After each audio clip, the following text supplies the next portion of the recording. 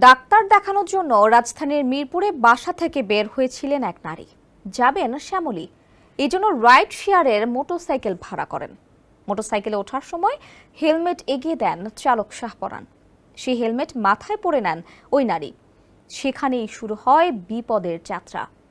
Motorcycle চালিয়ে শ্যামলীর পরিবর্তে নেওয়া হয় নরসিংদী, কিন্তু ওই নারী নির্বিকার থাকেন। হেলমেটে শয়তানের নিঃশ্বাস কেমিক্যাল মেশানো ছিল বলে ধারণা সংশ্লিষ্টদের। ফলে ওই নারী তার সাধারণ বুদ্ধি হারিয়ে ফেলেন। তাকে নরসিংদীর পলাশ উপজেলা নিয়ে যায় মোটরসাইকেল চালক। সেখানে একটি নির্জন স্থানে থামেন ওই চালক। এবার নারীকে ধর্ষণ করা হয়। ধর্ষণের পর ইচ্ছা মতো ভিডিও ধারণ করা হয়। তারপর ভুক্তভোগীকে নির্জন স্থানে ফেলে রেখে দ্রুত পালিয়ে যায় অভিযুক্ত চালক শাহপরান। বিস্তারিত দেখুন নাইমুল হাসিবের ডেস্ক রিপোর্টে।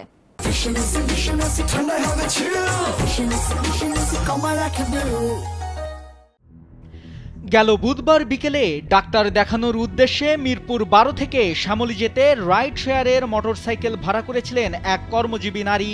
চালকের দেওয়া হেলমেট মাথায় পরার কিছুক্ষণের মধ্যেই স্বাভাবিক বুদ্ধি হারিয়ে ফেলেন তিনি।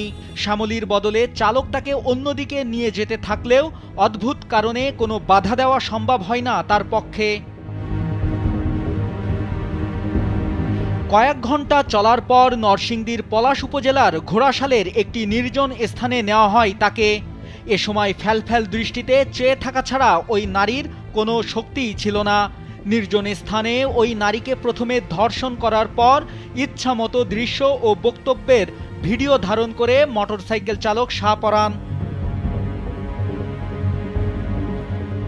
এরপর ভুক্তভোগী নারীর সঙ্গে থাকা টাকা পয়সা কেড়ে নেওয়ার পাশাপাশি তাকে হত্যার হুমকি দিয়ে বিকাশের মাধ্যমে তার স্বজনদের কাছ থেকেও অর্থ আদায় করেন অভিযুক্ত শাহপরান।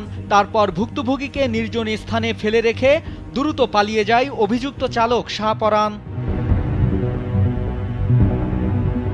পরে জাতীয় জরুরি সেবা নম্বর 999-এর মাধ্যমে সংবাদ পেয়ে পলাশ থানার পুলিশ তাৎক্ষণিক ওই নারীকে উদ্ধার করে হাসপাতালে পাঠায়।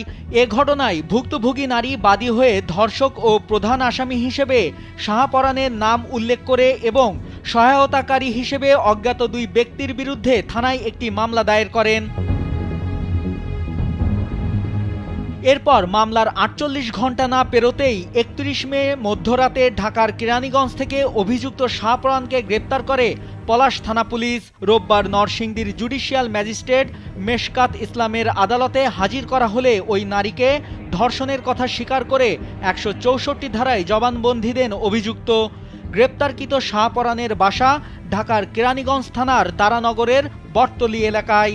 বিষয়টি আমাদের নজরে আসার পরে আমরা মামলা নিই। মামলা নেওয়ার পরে সেই ব্যক্তিকে শনাক্তর কার্যক্রম আমরা শুরু করি এবং আল্লাহর রহমতে আমরা 48 ঘন্টার মধ্যেই ঢাকা থেকে সেই দুষ্কৃতিকারীকে আমরা গ্রেপ্তার করতে সমর্থ হই, যার নাম শাহপরান, এবং তিনি গ্রেপ্তারের পরে তার দোষ স্বীকার করে বিজ্ঞ আদালতে 164 ধারায় জবানবন্দি প্রদান করেছেন।